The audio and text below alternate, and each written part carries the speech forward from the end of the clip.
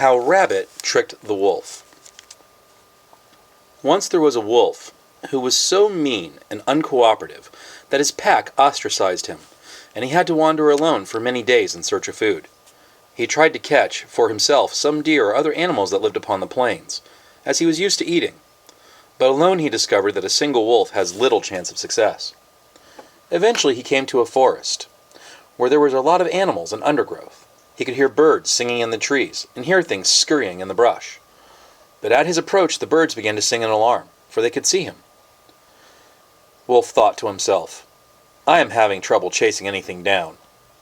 If I want a meal, maybe I should lie in wait, and when something chances by I can jump out at it from behind the bushes or the cover. Surely some prey will come along soon. Then I can leap out and snatch up my dinner." So Wolf thought this to himself, and he wriggled his way into the bushes, shaking his body and trying to make himself fit just so, and then did the best that he could to cover up his hiding place. It was a hot day. The birds were out. They kept singing. Wolf really wished they would be quiet so that something wouldn't be alerted to him. And after a while, as the birds flew around, the birds that had seen him were no longer there, and the birds that flew in couldn't see him at all. And soon, the forest was making its usual daily noises. By this time the sun had risen very high in the sky, and the heat of the day, and the lack of anything to do, and the days of traveling had worn on Wolf very hard, and he soon found himself asleep. Now as it happened, Rabbit was in the forest looking for her food. She hopped here and she hopped there, seeking roots and leaves that she could eat, or something she could bring back to her little ones. Suddenly, she spied some broken branches and twigs all lying on the ground in front of a bush. Carefully sniffing, she lifted up herself on her hind legs to see. Something about the bush definitely was not right. She snuck around the back side of the bush, and once behind she could see Wolf's tail peeking out from behind.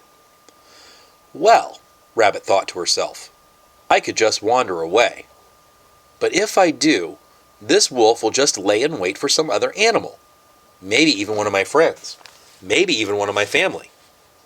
What should I do? She put her paw under her chin and she began thinking. And as she was thinking, she noticed a small hole in the ground near a tree where a squirrel had been digging. An idea suddenly occurred to Rabbit. She quietly made her way back around the sleeping wolf in his bush, and once in front of his hiding place, she began to dig. Carefully, slowly, quietly, she dug and she dug, until she was sure that she had a pit deep enough from which Wolf could not escape. Bounding out of the pit with a light-footed leap, the barely weighing anything Rabbit shook her tail and shook the dust off her paws. Then she snuck back around the sleeping wolf, and once she was sure she was positioned just so, she took her very, very sharp teeth and bit down on Wolf's tail.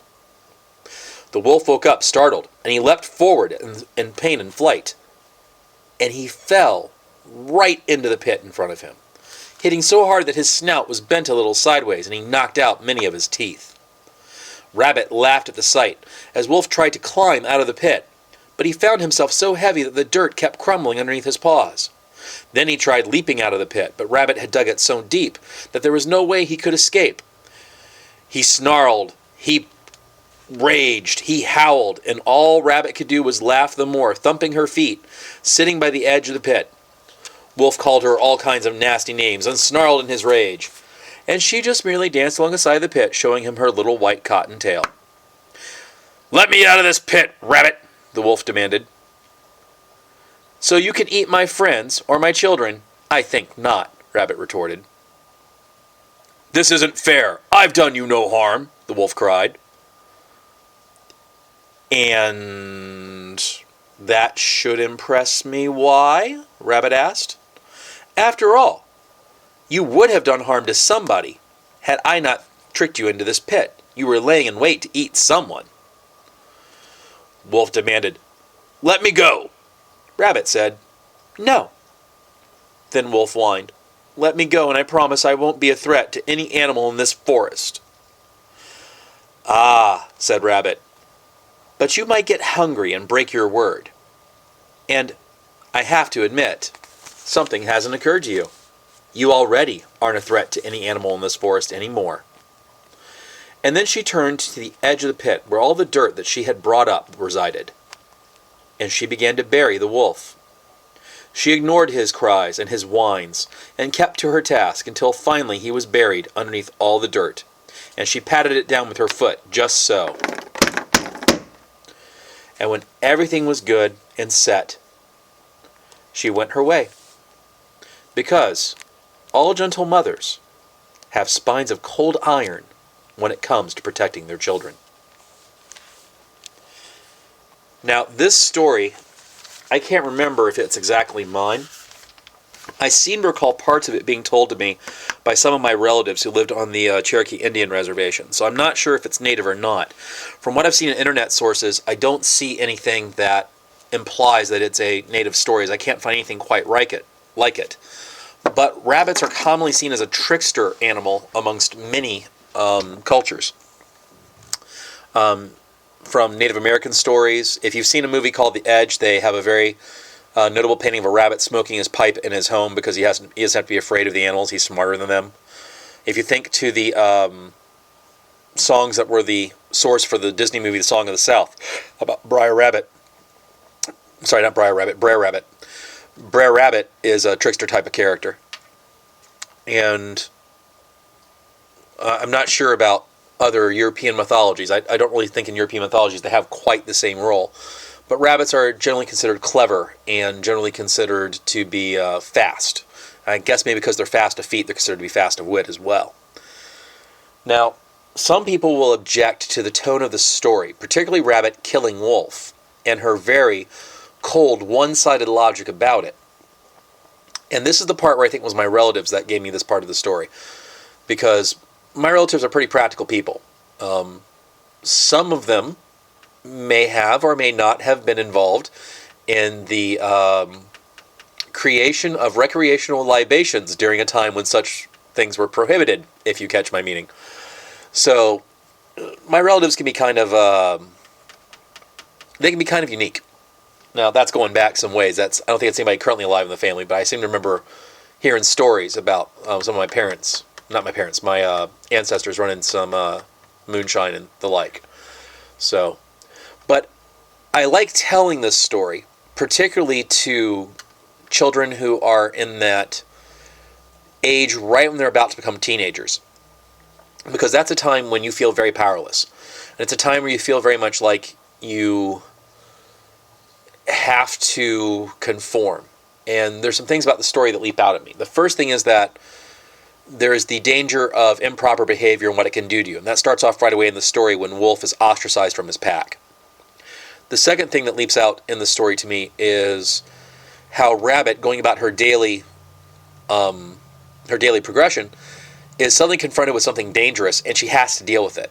And there's no one around to help her in the story. It's just her, so she has to take action. And she has the option to just live and let live. But she has the foresight to realize that if she does that, she's merely passing the karmic buck on to somebody else and they're going to end up getting eaten. And although the story doesn't say this, it kind of implies that if you let something dangerous reside where someone else can fall victim to it, you are somewhat responsible for what happens.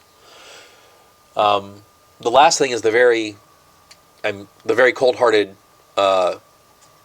I guess it would be a murder because he's not a threat at the time. The cold-hearted murder of the wolf by the rabbit because the rabbit doesn't have to deal with it later. Now, in our world today, we have this thing in international politics called preemptive conflicts, preemptive strikes, preemptive wars, etc., etc. And usually the person that commits such an action will say, well, they were going to attack us, so I wanted to hit them first. Now, there's some notable examples of this in world history. The first that leaps out to me is obviously what has occurred recently in the Middle East. Some people will say that strikes that were made on Iranian and Iraqi targets before there was an actual declaration of war were preemptive and were jumping the gun. But is it really? If you go back to the history of the state of Israel, there was a time when the Egyptian army was preparing a strike on Israel, and they outnumbered the Israelis greatly. And the Egyptians had made a mistake of lining up all their aircraft on the field that they were going to use for the operation. And the Israelis, being very crafty and very tricksterous like a rabbit, decided that they were going to kill this Air Force on the ground before it even got off the air. And so what they did is they flew a few jets under the radar that were loaded up with armaments, and they flew a few more high in the sky to be spotted. The second the guys on the ground in the Egyptian airfield spotted the aircraft in the air, they sent all their pilots out to their airplanes, started revving everything up. All the aircraft are now on. And what the Israelis that were in the aircraft flying close to the ground had done is they fired all their munitions almost blindly into the area where these airfields were, and munitions, being fire-forget type stuff and being heat seekers, were just attracted immediately to the aircraft that are being warmed up and readied. And next thing you know, boom, no Air Force. And it greatly shortened the war and tipped the scales to the Israeli victors in that particular battle. Now, looking at that example, many people will fault Israel for firing the first shot, but it doesn't change the fact, and we know this now from Egyptian military officials that had retired, that they were indeed planning a strike, that they were going to hit. And so it puts you in this very morally ambiguous ground about when is it okay to use force before force is used on you. And I think that teenagers and people about to be teenagers are in that zone. They're in that area of moral and ethical thought when this should be addressed, because they're about to be in a world where that may happen. It may not be the threat of physical force, but it may be the threat of, say, abuse, verbally speaking. You know, someone is going to poison your reputation amongst your friends. Head them off first before it happens. That kind of thing. And it gives them what I feel is a basis and a very useful tool for living your life. And it's not foolproof. Nothing in life is. There's going to be times when you jump the gun and come to the wrong decision. But as I tell this story often, and every time I tell this story, people comment, wow, that's a really great story. I learned something from it. I have to think that it speaks to a kernel of truth in our being.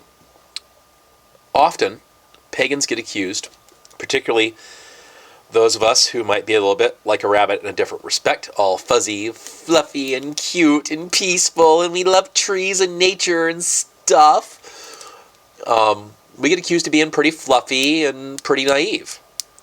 This story shows that you can be a peaceful person and not be naive about how the world is, and take action when you need to.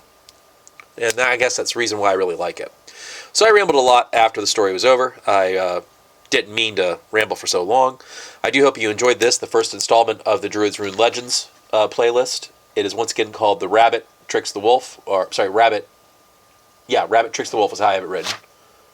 And I hope I'll see you all later. Thank you for listening.